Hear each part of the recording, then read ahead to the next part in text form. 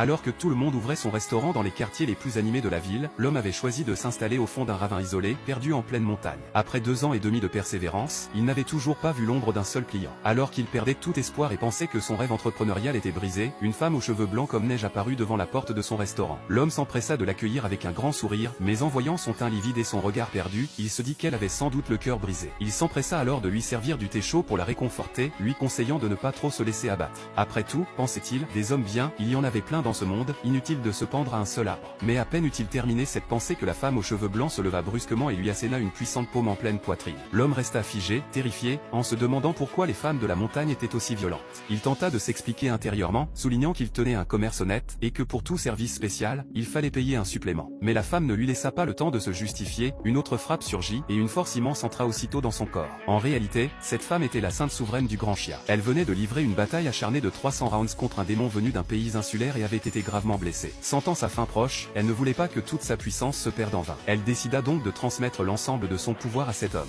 Un long moment passa, et l'homme, pensant que la femme avait peut-être des sentiments pour lui, hésitait à tenter sa chance. Mais soudain, la femme rouvrit les yeux. Lorsqu'elle vit qu'il se rapprochait d'elle, elle prit peur et leva la main pour lui donner une gifle. Mais l'homme lui attrapa le poignet sans difficulté, et elle se rendit compte avec effroi que son énergie intérieure était bloquée, qu'elle ne pouvait plus utiliser sa force. Ce fut à ce moment qu'elle comprit que ce restaurateur n'était pas un homme ordinaire. En fait, cet homme était autrefois le roi des immortels du royaume céleste, mais à cause d'un amour inachevé dans le monde des mortels, il avait échoué à franchir la dernière épreuve de son ascension et perdu tous ses souvenirs. Il croyait désormais n'être qu'un simple commerçant. En constatant la gentillesse de cet homme à l'égard d'une femme blessée, la sainte souveraine décida de ne pas lui en vouloir. Elle prit même le bol de décoction qu'il avait préparé avec soin pour l'aider à se rétablir. Dès la première gorgée, la femme fut stupéfaite, ce bol de soupe contenait une puissance spirituelle immense. Elle le but d'un trait, rayonnant d'une lumière dorée, puis se mit même à lécher le bord du bol, encore avide. À ce moment-là, un événement inattendu se produisit, la femme se rétablit complètement, comme si elle n'avait rien eu de grave dans le passé. Touchée, la femme tomba à genoux pour le remercier sincèrement et exprima son envie d'en recevoir une autre portion. L'homme, ravi d'avoir enfin trouvé quelqu'un qui appréciait sa cuisine, s'apprêtait à lui en resservir une, mais le visage de la femme changea brusquement, elle venait de détecter un ennemi approchant à l'extérieur.